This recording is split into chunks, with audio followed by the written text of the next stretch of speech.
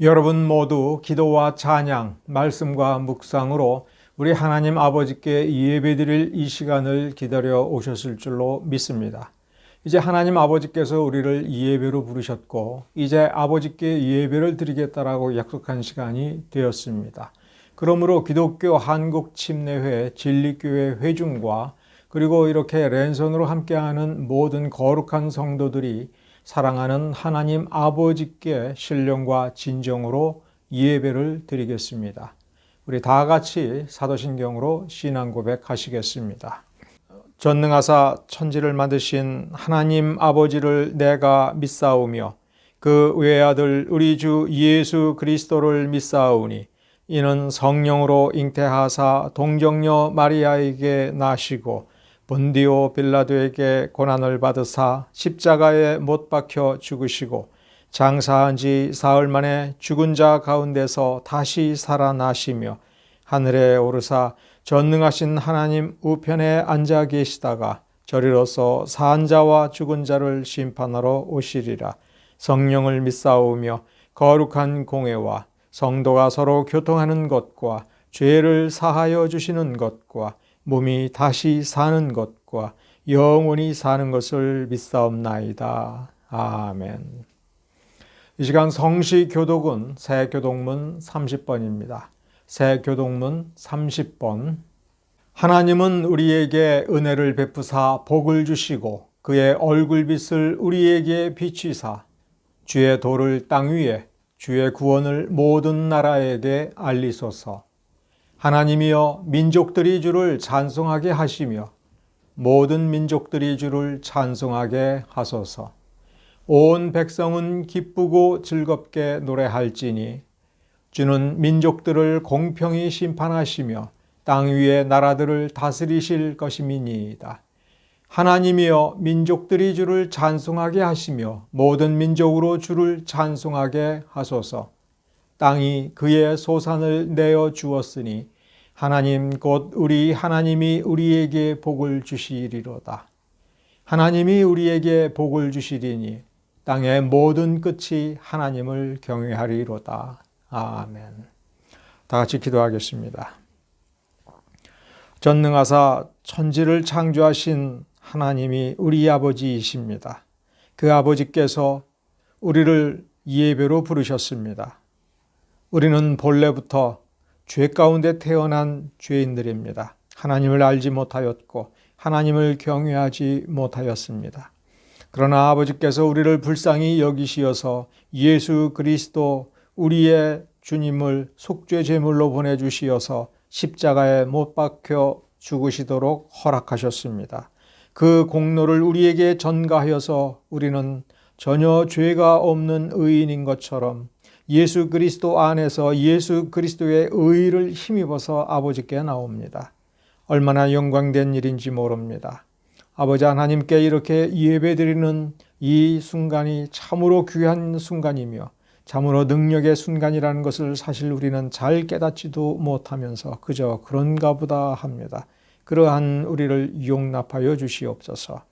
그러한 우리에게 말씀을 베풀어 주시고 성령의 능력을 힘입어서 하나님 아버지 앞에 예수 그리스도의 의를 힘입어 나아가는 그것이 어떠한 것인지를 깊이 깨닫게 하여 주시고 우리의 심령이 진실되게 감동하게 하여 주시옵소서. 정직하게 주의 말씀을 붙들고 정직하게 주의 말씀을 통해서 우리 자신을 발견하게 하여 주시옵소서. 우리가 또한 어떻게 성화가 이루어져 가고 있는지를 발견하게 하여 주시옵소서. 우리의 지혜 그대로 내버려 두지 마시옵소서. 우리가 아무리 지혜가 있다 한들 하늘의 것을 깨달을 수 있는 지혜는 우리에게 없습니다. 하늘의 것을 깨달을 수 있는 지혜가 우리에게 있다 한들 우리는 그것을 받아들일 수 있는 총명도 없고 그러한 본성도 없습니다. 그러한 우리를 더욱 불쌍히 여기시어서 새로운 영을 창조하듯이 우리를 거듭나게 하시고 새 생명을 가지고 새 삶을 하나님 나라에서 사는 것처럼 우리의 삶을 새롭게 하여 주시니 감사드립니다. 우리는 조금밖에 모릅니다. 조금만 알고 있습니다.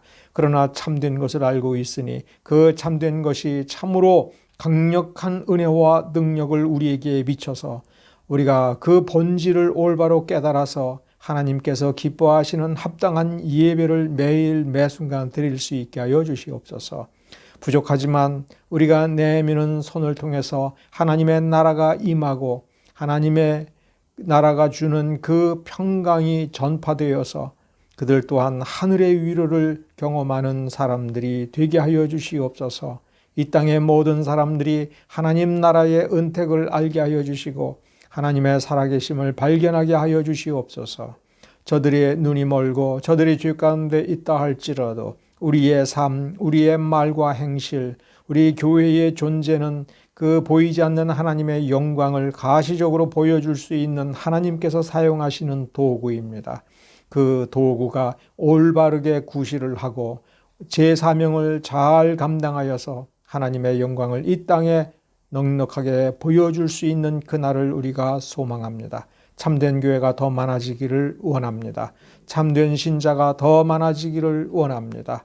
참된 신자의 그 행함이 비록 적더라도 하나님께서 역사하심으로 60배, 100배의 결실을 이 땅 위에 맺어서 하나님 나라의 풍요로움을, 그 풍성함을 잘 보여줄 수 있기를 원합니다. 그날을 꿈꾸면서 하나님 앞에 엎드려 간구하고 하나님의 말씀을 붙들고 실천하며 살아가는 거룩한 성도들을 주님 기억하여 주시고 말씀으로 위로해 주시고 성령의 은혜로 위로해 주시고 힘 주시기를 간절히 바라며 우리 주 예수 그리스도의 이름으로 기도드렸습니다.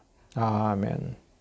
이 시간 말씀은 마태복음 10장 14절서부터 20절입니다. 마태복음 10장 14절서부터 20절을 개역 한글 성경으로 제가 읽어드리겠습니다. 누구든지 너희를 영접도 아니하고 너희 말을 듣지도 아니하거든 그 집이나 성에서 나가 너희 발에 먼지를 떨어 버리라. 내가 진실로 너희에게 이르노니 심판날에 소돔과 고모라 땅이 그 성보다 견디기 쉬우리라. 보라, 내가 너희를 보냄이 양을 이리 가운데 보냄과 같도다. 그러므로 너희는 뱀같이 지혜롭고 비둘기같이 순결하라. 사람들을 삼가라. 저희가 너희를 공회에 넘겨주겠고 저희 회당에서 채찍질하리라. 또 너희가 나를 인하여 총독들과 임금들 앞에 끌려가리니 이는 저희와 이방인들에게 증거가 되게 하려 하심이라. 너희를 넘겨줄 때에 어떻게 또는 무엇을 말할까 염려치 말라. 그때에 무슨 말할 것을 주시리니 말하는 이는 너희가 아니라 너희 속에서 말씀하시는 자 곧 너희 아버지의 성령이시니라. 아멘. 기억은 과거에 형성된 것입니다. 내가 무엇인가를 기억하고 있다면 바로 이 순간 알게 된 것이 아니라 과거에 알게 된 것입니다. 대개의 경우 이렇게 우리 속에 형성된 기억은 마치 그물처럼 필터처럼 작용해서 그 기억이 알고 있는 것들만 우리에게 보여줍니다. 그래서 우리 과거에 경험한 것들 가운데서도 지금 기억으로 남아있지 아니하는 것들이라면 우리의 삶에서 또 우리의 생각에서 우리의 지혜에서 생략되어 버리고 사라져 버렸을 가능성이 큰 겁니다. 그러므로 이 필터처럼 작용한다는 것이 무엇이냐면 지금 우리가 무엇을 보더라도 과거의 기억을 통해서 우리 안에 남아있는 그것에 부합하지 않는 것은 잘 모른다 하는 것입니다. 오늘날 우리가 목격하는 것, 우리가 읽는 그것의 내용이 무엇이냐라고 할 때 그저 아무런 노력도 하지 않고 집중하지 않고 생각하지 않고 마치 우리 앞에 있는 어떤 벽을 깨뜨려 버리는 것처럼 노력하지 않는다면 우리가 과거에 이미 알고 있던 것들만 지금 보면서 과거의 기억을 새롭게 하는 그것에서 멈추어 버릴 가능성이 훨씬 큰 것입니다. 우리 앞에 놓여져 있는 것에서 특별히 더 새로운 것을 발견하지 못할 가능성이 매우 커진다 하는 것입니다.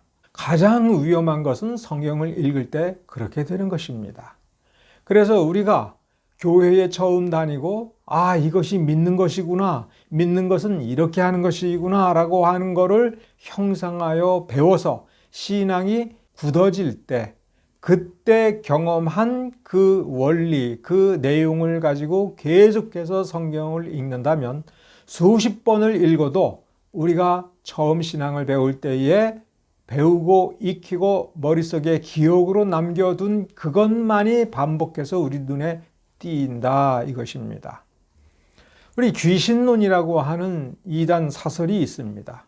모든 것이 다 귀신 노름이라는 것입니다. 특히 신약 성경에 귀신이 나오고 구약 성경에 사울 왕이 귀신 들려서 엉뚱한 짓을 한 것을 보니 성경에서도 귀신을 인정하는구나 이렇게 생각을 하고서는 우리가 경험하고 배우고 하면서 여러 가지 어려움을 당할 때 이거 다 귀신 장난이야, 이거 다 사탄 노름이야 라고 하면서 동양에 그리고 특히 우리 무속신앙에 있어서 귀신에 대해서 생각하고 있는 그것이 성경에 그대로 나타나서 우리가 귀신에 대해서 경계하고 귀신과 싸우는 것이 신앙생활의 전부인 것으로 착각하는 경우가 너무나 많습니다. 성경을 자세히 읽어보면 동양 사회에서 이야기하는 그런 귀신은 성경이 가르친 적이 없고 우리에게 일어나는 모든 불행한 사태가 귀신 노름에 의한 결과 혹은 우리가 귀신에게 속거나 우리가 잘못해서 잘못 믿어서 잘못 깨달아서 혹은 우리가 무슨 영역이 없어서 귀신의 힘에게 제압을 당하고 귀신이 들려서 우리가 원하는 대로 살지 못하고 귀신이 원하는 대로 우리가 놀아나는 것은 아닌가라고 하는 그런 귀신론에 빠지게 되는 경우 바로 그 사람은 아무리 성경을 읽어봐도 성경에 귀신 노름밖에 보이지 아니할 것입니다. 완전히 우리의 기억 속에서 귀신에 대한 이야기, 귀신에 대한 무속적인 관념을 깨끗이 제거해내지 않고서는 이 귀신론이라고 하는 착각에서 우리가 벗어날 수가 없는 것입니다. 건전한 신앙생활에는 신학이 필요 없다. 그저 목사님이 시키는 대로만 믿고 목사님이 원하는 대로만 하면 된다라고 생각하고 평생을 그렇게 수십 년 동안을 신앙생활을 해온 사람일 경우 마찬가지가 되는 것입니다. 능력만 있으면 된다는 강한 확신을 가지고 있는 경우도 마찬가지입니다. 성경을 읽다 하더라도 이렇게 오늘 본문처럼 지혜로워라, 비둘기처럼 순결하라, 거룩하라 이런 구절을 보더라도 그거를 능력이 있으라고 하는구나 라고 무의식적으로 생각하고 넘어가는 경우가 너무나 많습니다. 이렇게 성경을 선택적으로 읽는 것은 바로 우리 과거에 형성된 기억이 선입견이 되고 우리의 눈앞에 우리의 통찰력을 좌지우지하는 데에 우리가 휩쓸려 가기 때문에 그렇습니다. 더군다나 죄를 저지른 인간의 죄악된 본성은 과거에 하려던 것을 그대로 하려고 합니다. 미련을 떤다라는 말이 있죠. 그 미련이라는 게 뭐냐면 과거에 실패했음에도 불구하고 오늘 어떤 위기 상황이 반복이 될 때 누군가가 다가와서 다시 한번 꼬일 때에 분명히 자기가 몇 번씩 과거에 큰 실패를 한 일임에도 불구하고 그 일을 다시 저지르고 그러면서도 이번에는 안 그렇겠지라고 막연히 생각하는 경향이 바로 이 경향 때문에 그렇습니다. 그저 우리는 단순히 반복합니다. 그전 대표적인 것이 추수감사절도 마찬가지입니다. 하나님께 감사하는 것이 꼭 필요한 일이고 성경에서 가르치는 것이지만 추수감사절이라고 하는 절기는 성경에서 가르치지 않고 미국의 개척자로 건너갔던 유럽 사람들이 미국 땅에서 살아남으면서 1년을 지나고 첫 수확을 거두어서 하나님께 드리는 특별한 행사를 한 것이 우리가 지금 기념하고 있는 추수감사절 절기인 것입니다. 이 절기의 본질을 잘 파악해서 그렇더라도 우리 민족이 우리 사회에서 낳고 자란 우리가 예수를 믿고 거듭난 자로서의 삶을 잘 살고 있어서 특별히 날을 정해서 하나님께 감사의 예배를 드려야겠다라고 할 때에 우리는 성경을 샅샅이 연구하고 검토하여서 우리가 우리답게 신자답게 성경의 정신을 그대로 구현하는 성경적 감사의 절기를 우리가 어떻게 드리면 될 것인가에 대해서 서로 의견을 합하고 뜻을 정하고 방법을 구체적으로 아주 간초하게 해서 정말 하나님께서 보시기에도 너희는 참으로 감사할 줄 아는구나.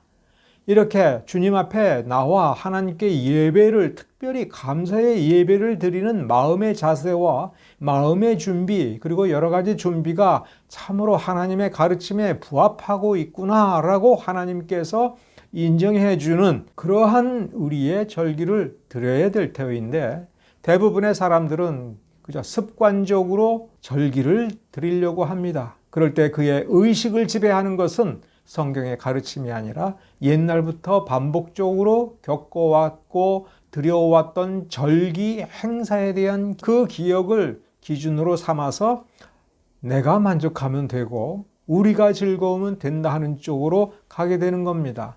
이를테면 유아 세례도 마찬가지입니다. 옛날부터 드려왔으니까 라고 단순하게 생각을 하지, 이 유아 세례가 우리가 믿고 고백하고 무엇보다도 성경이 가르치는 구원받은 자에 합당한 그 의식, 성경이 인정하는 의식에 얼마나 부합할까, 이것을 고민하면서 우리가 어쩔 수 없이 유아 세례를 드린다 할 때에 과연 우리가 무엇에 부딪히는가, 과연 무엇을 삼가해야 될 것인가에 대해서 깊은 반성을 성경 그 자체로부터 할 줄을 아는 그러한 것에 숙달되지 않는다면 유아 세례는 단순히 다른 사람이 드리니까, 또 우리의 앞 세대가 드렸으니까 우리는 그것을 보고 기억해 두었으니 그 기억에 합당하게 행한다, 이런 정도를 벗어나지 못하는 것입니다. 그럴 때 개신교회의 근본인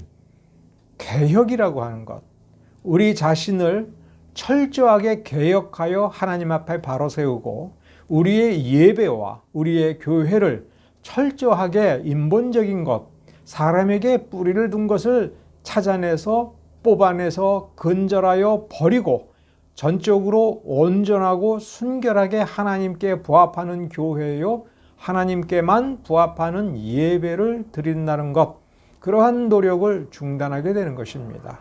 다시 말하면 우리의 기억을 너무 신뢰하면 안 됩니다. 다행스럽게도 우리에게는 성경이 있습니다. 성경을 읽으면서 과거에 우리가 보았던 것이 정말 전부 다 본 것인가? 이게 맞나? 하면서 성경의 음성을 들을 줄을 알아야 됩니다. 우리 임의대로 우리가 기뻐하는 대로 해석해 놓고는 이 해석이 맞다라고 주장해서는 안 될 것입니다. 성경이 하나님의 말씀이고 짝이 있으며 우리에게 이 성경 말씀을 통해서 하나님께서 가르치신다면 이 문자가 아니라 하나님의 가르침을 들을 줄을 알고 하나님께 온당한 은혜를 받은 사람들과 뜻을 합하고 맞추어서 오류를 교정하면서 과거에는 몰랐던 것, 과거에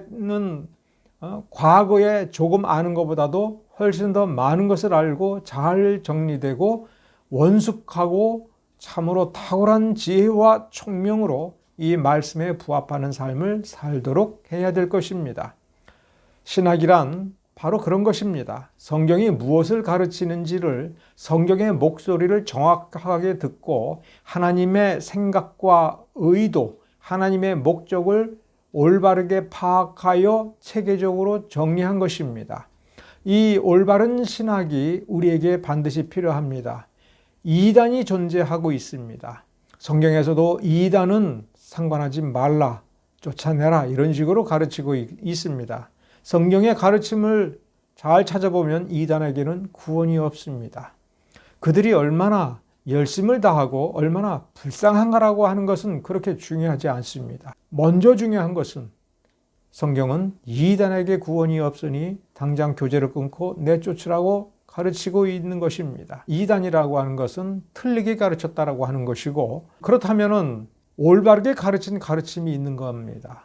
틀렸다고 해서 이단이 아니지만 올바른 것을 찾는 노력이 없으면 위태로운 것입니다. 복음이란 무엇입니까? 예수 믿고 천국 가는 것이 맞다 하지만 예수 믿고와 천국에 간다라고 하는 것의 본질을 들여다보면 예수 믿는 그 사람은 도대체 누구이며 어떤 사람이 되어야 될 것이며 어떻게 변화가 되어야 될 것인가에 대해서 성경은 굉장히 많은 말을 하고 있습니다. 그런데 우리의 머릿속에 예수 믿고 천국 가자, 예수 천당 네 글자만 기억하고 있으면 그 사이에 기록된 엄청나게 많은 가르침은 우리 눈에 보이지 않고 우리의 머릿속에 기록이 되지 않고 기억되지 않고 우리에게 필터로 작용되지 않기 때문에 아무것도 없는 것. 그래서 심지어 성경을 왜 반복해서 읽어야 되느냐? 왜 꼼꼼히 읽어야 되느냐? 이렇게 질문할 때 뭐 별거 없잖아. 이런 생각을 하는 사람들이 점점 더 많아지는 것이 그들의 필터에는 예수 천당 네 글자밖에 없는 경우가 너무나 많기 때문에 그렇습니다. 그러면 어떻게 될 것인지 우리가 생각해 봐야 됩니다. 오로지 예수 천당 네 글자만 외우고 있으면 죽어서 천국에 갈 것이 분명하다라고 할 때에 이 세상에서의 우리의 삶은 어떻게 될까?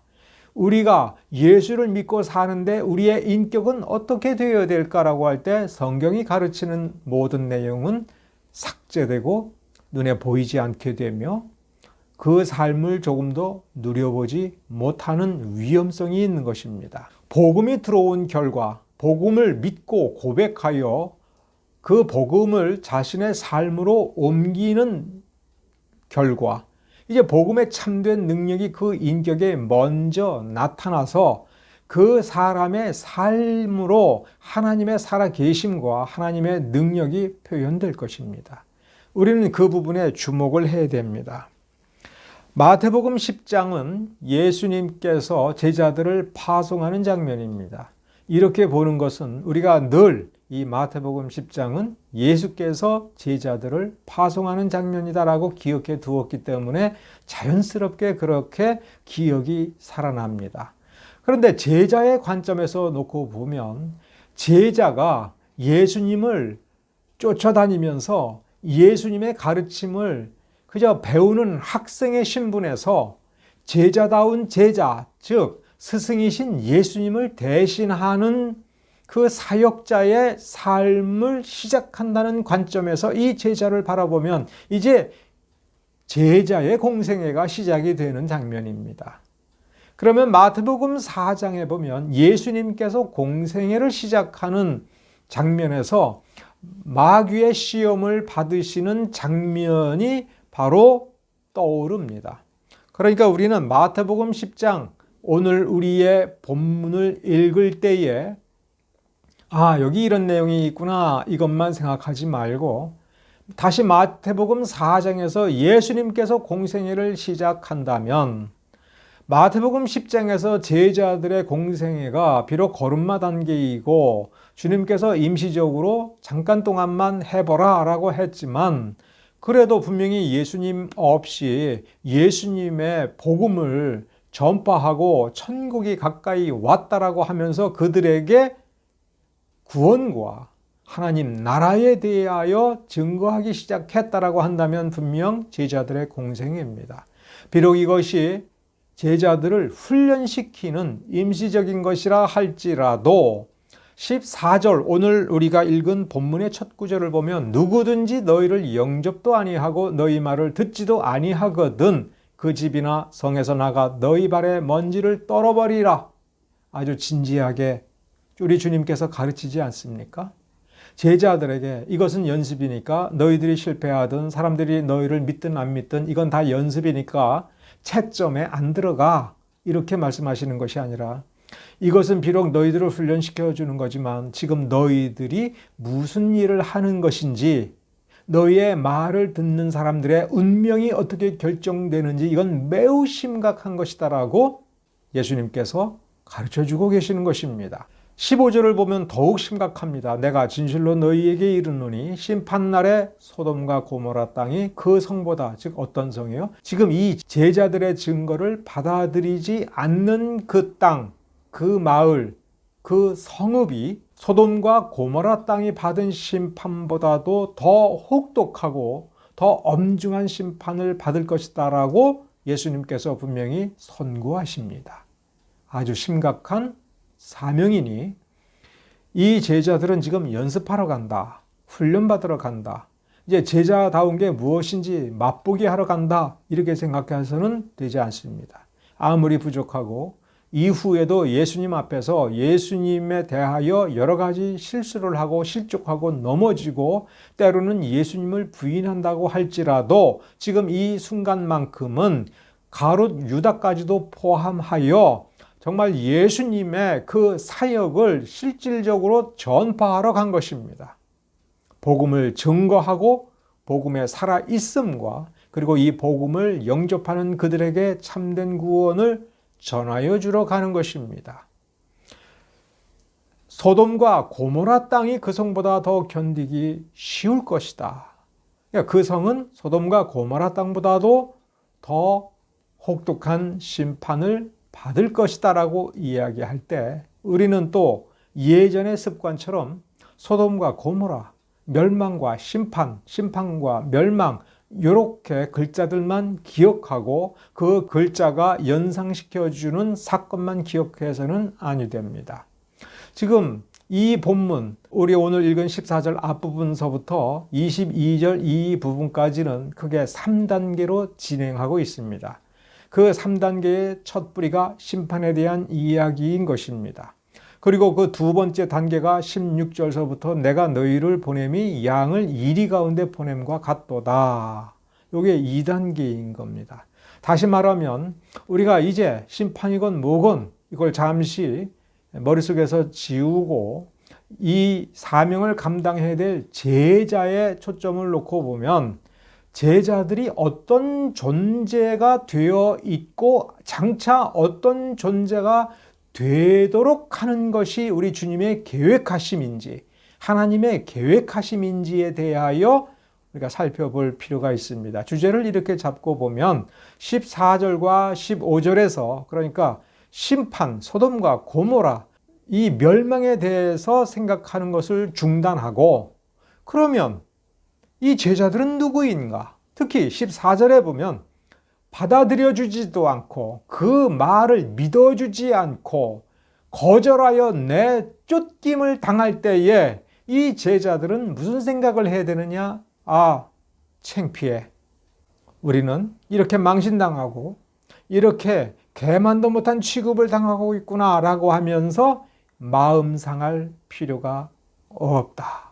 이 제자들은 어떤 존재입니까? 예수님을 대신하는 존재이기 때문에 그렇습니다. 메시아를 완벽하게 대신하여 메시아의 이름으로 메시아의 복음을 전파해 주러 가는 심부름꾼입니다. 이 심부름꾼이 전해주는 것을 받아들이지 않는다라고 하는 것은 단지 이 심부름꾼을 망신 주는 것이 아닙니다. 이 심부름꾼들을 보내준 그분을 거절하는 것이지요. 그러면 누가 손해입니까? 거절하는 자가 손해지요.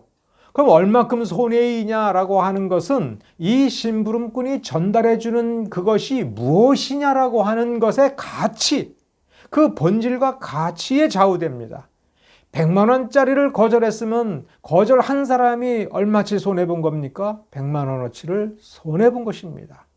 1억 원짜리 선물을 갖다 주려고 갔는데 이 종을 내쫓으면서 아무것도 받지 않았다면 1억 원을 손해본 셈입니다. 안 받으면 그만이지 지금까지 없어도 우리는 잘 살았다라고 위로를 할 수 없는 것이 이 선물은 마지막 최후 심판에 소돔과 고모라 성보다도 더 큰 심판이 닥쳐올 때에 그 심판을 면하게 해주는 그것이므로 이 온 세상의 그 어떤 것, 이 온 세상 모든 것을 다 합쳐도 구할 수 없는 그것이니 누가 손해인지 적어도 이 심부름하는 사람은 명확히 알고 있다면 부끄러워할 일이 아니죠.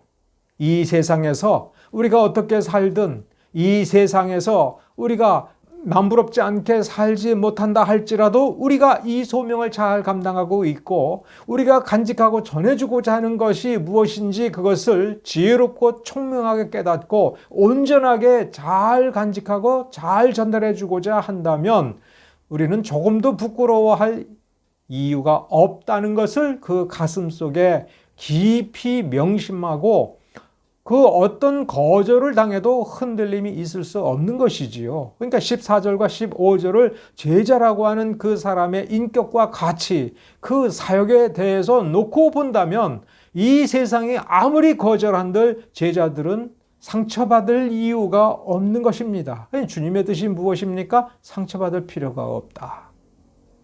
너희를 거절할 때 너희가 거절당하는 것이 아니라 바로 하나님을 거절하는 것이다 라고 하는 것을 명심하라. 이것은 성경에 없던 이야기가 아닙니다. 예를 들면 롯이 아브라함을 떠난 것, 그리고 롯이 소돔과 고모라를 선택하여 간 것은 한편으로는 아브라함과 함께 하기를 거절한 것이지요. 롯이 소돔과 고모라의 심판에서 천사에 의해서 구원을 받았을 때에도 롯은 아브라함에게 가지 않고 산으로 가서 굴 속에서 거하기 시작을 했습니다. 그러면서 모압과 암몬 자손이 이 롯과 그 두 딸을 통해서 나왔는데 결국 롯과 그의 혈족들은 아브라함을 거부한 것입니다. 그러나 이후의 역사를 놓고 보면 아브라함이 잘된 것입니까? 롯이 잘된 것입니까? 롯이 아브라함을 거절함으로써 그의 후손인 모압과 암몬 자손은 그야말로 이스라엘의 원수가 되었을 뿐만 아니라 하나님의 원수가 되고 10대가 지나더라도 결코 이스라엘 회중에는 그 족보에는 넣지 말라라고 하는 판결까지 받을 지경이 되었습니다. 다윗은 사울 왕에 의하여 쫓겨다녔습니다. 생명의 위협을 여러 차례 느꼈습니다. 그것은 무엇입니까? 사울이 다윗을 거절한 것입니다. 그 대가가 얼마나 혹독한 것입니까? 사울 왕 자신도 비참하게 죽었고 아들 요나단도 비참하게 죽었으며 미갈은 자식 하나 낳지 못하고 저주받아서 고독한 삶을 살 수밖에 없는 지경이 되었습니다. 모세 또한 마찬가지입니다. 우리는 단순하게 모세가 나이 40대에 이스라엘 백성을 구원하고자 했는데 그것이 인간의 육적인 뜻이었기 때문에 실패했다 이런 식으로 생각을 한다면 모세는 실패자였고 다시 40년이 지난 뒤에 하나님에 의하여 이스라엘을 구원하는 도구로 사용되었다라고 우리가 알 수 있을 뿐입니다. 그러나 그 나이 40대의 모세를 그 순전한 마음을 이스라엘 백성들이 거절하여 모세를 내쫓았을 때에 전체적으로 보면 이스라엘 백성들이 출애굽하는 연대가 40년 늦어졌을 뿐입니다. 물론 하나님의 때가 있지만 이 모세가 하나님의 말씀을 연구하고 하나님께 은혜 받아서 신실한 믿음 가운데 이제 행동할 때다. 하나님을 믿고 이 애굽을 떠나자라고 했을 때에 과감히 떠났다면 그것이 온전한 믿음 가운데에서 하나님의 말씀이 기록하고 있는 그대로 이루기 위하여 믿음의 결단을 내리고 떠났다면 이스라엘의 출애굽은 40년 먼저 이루어졌을 것입니다. 물론 혹독한 방해가 있겠지만 40년 뒤에 하나님께서 출애굽을 시킬 때에 수많은 이적으로 이스라엘 백성들을 구원해 냈던 것처럼 그 40세의 모세를 통해서 하나님께서 역시 이적을 통해서 이스라엘 백성을 결국 구원해 내셨을 것이다 라고 하는 추정도 가능한 것입니다. 이스라엘 백성들이 사무엘을 거절해서 에베네셀에서 처음에 4,000명이 죽었습니다. 성경은 그렇게 쓰고 있지 않습니다만 문맥을 자세히 보면 이스라엘 백성들이 사무엘, 하나님과 뜻이 통하고 말씀이 통하는 그 사무엘과 마음을 합하여 하나님을 온전히 믿었더라면 에베네셀 전투에서 4,000명이 죽을 일이 없었을 것이고 그 다음 전투에서 언약궤를 빼앗기고 3만 명이 죽는 일도 없었을 것입니다. 20년 뒤에 2차 에베네셀 전투가 벌어졌을 때 사무엘이 칼을 뽑았습니까? 칼로 블레셋 족속을 이기자고 했습니까? 군대를 동원했습니까? 그렇지 않습니다. 사무엘이 하나님께 온전한 제사를 드리고 온전히 하나님을 믿고 의지하였을 때에 하나님께서는 말씀으로 약속하지 않았으나 이스라엘 백성을 구원해 내셨습니다. 그 위대한 역사가 나이 20살이 더 먹은 사무엘이니까 가능한 일입니까? 사무엘이 어린들, 나이가 들었던들 그 믿음이 순결하고 하나님의 말씀에 철저하게 부합하며 하나님의 영광을 위하여 온전히 그 믿음대로 행하는 사람이라면 나이는 아무 상관이 없는 것 아니겠습니까? 거절할 때 악을 거절하는 것은 상관이 없지만 하나님을 거절하고 복음을 거절한다면 거절당하는 사람이 상처 입을 필요가 없습니다. 하나님의 의를 행하다가 고난을 받았을 때 슬퍼할 이유가 없습니다.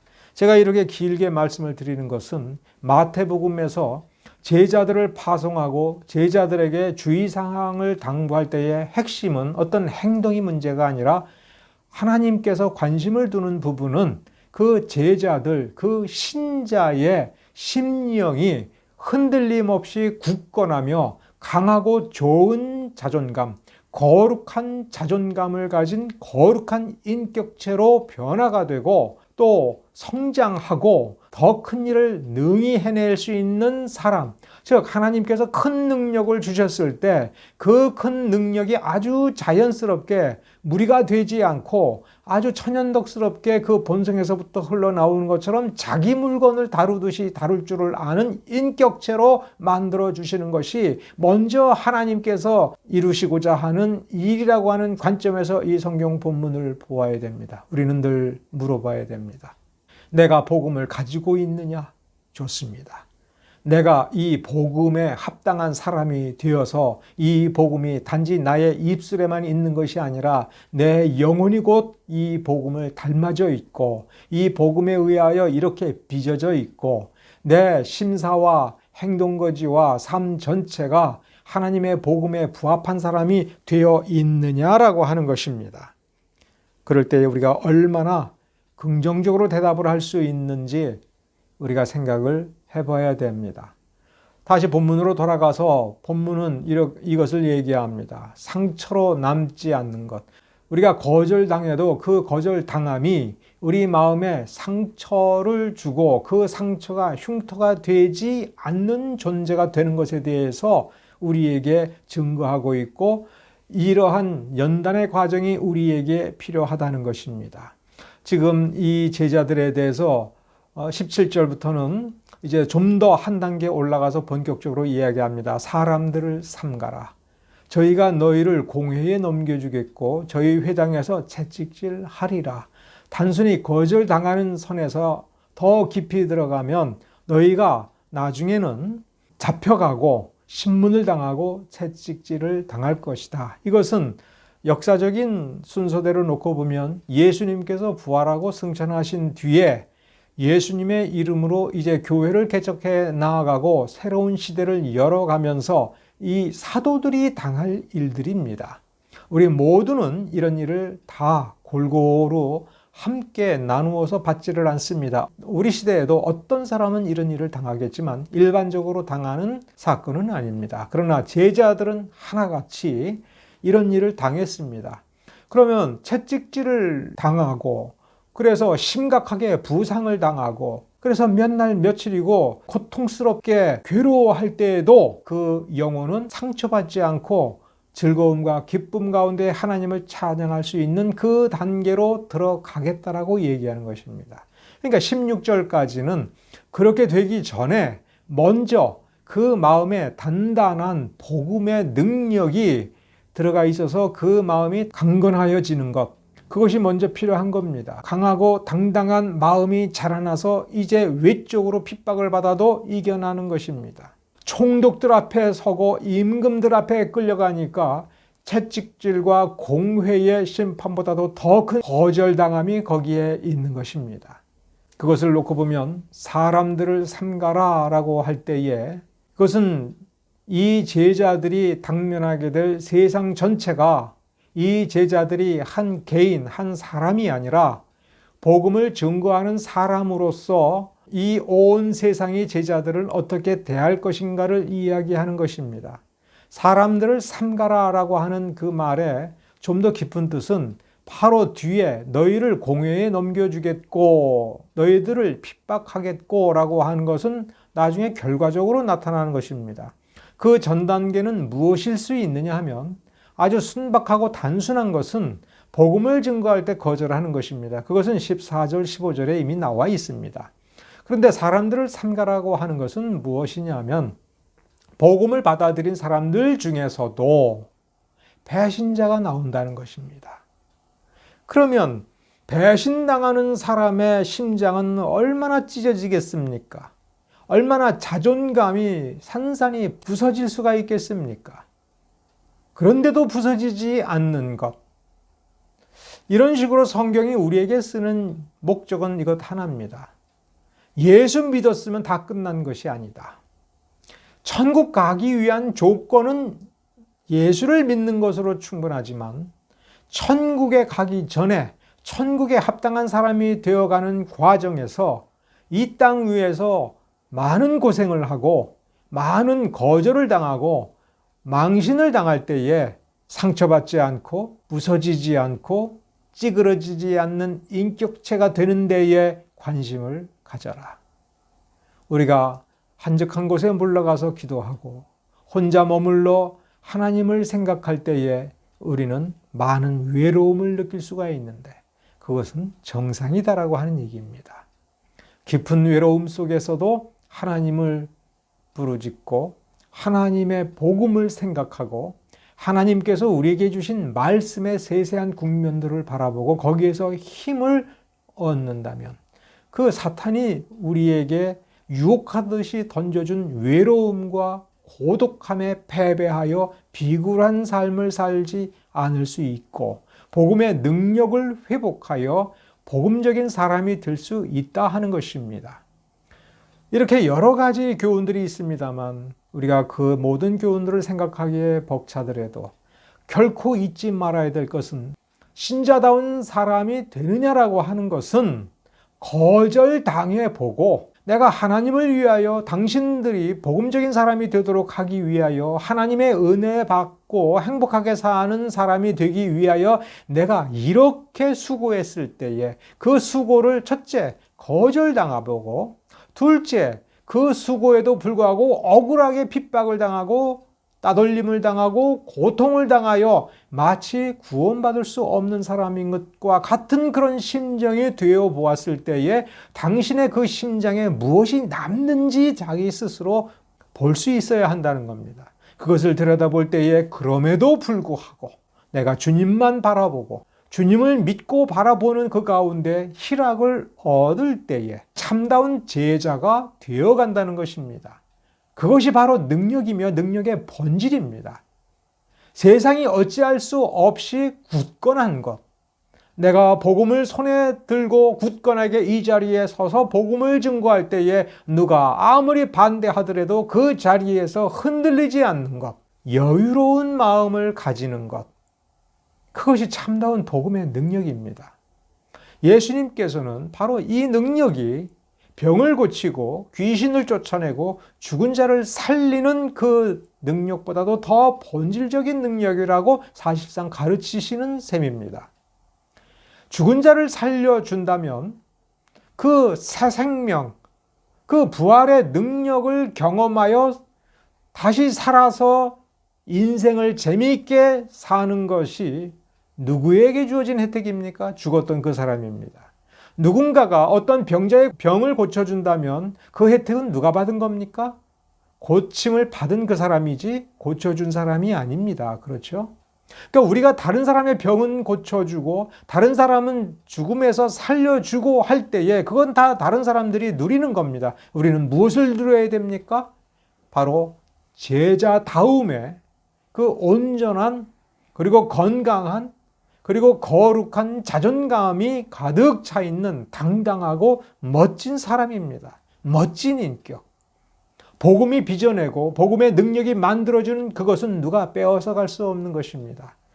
이런 관점에서 이제 다시 오늘 읽은 본문을 놓고 보면 이렇게 우리가 가슴속에 확신하고 있는 그 참다운 복음의 능력은 너희들이 거절당해서 빼앗겨지는 것이 아니고 누가 핍박해서 없어지는 것이 아니고 누가 이 세상의 왕의 권세로 와서 창칼로 찌르고 도끼로 때린다라고 해서 부서지는 것이 아니라고 하는 것입니다.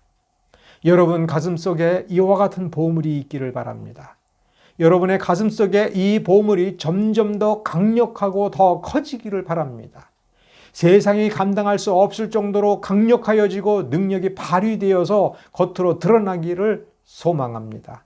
이 나라, 이 땅 위에 거룩한 성도들마다 그리고 거룩한 교회들마다 이 복음의 참다운 능력이, 이 본질적인 능력이 가득하기를 예수의 이름으로 소망합니다. 기도하겠습니다.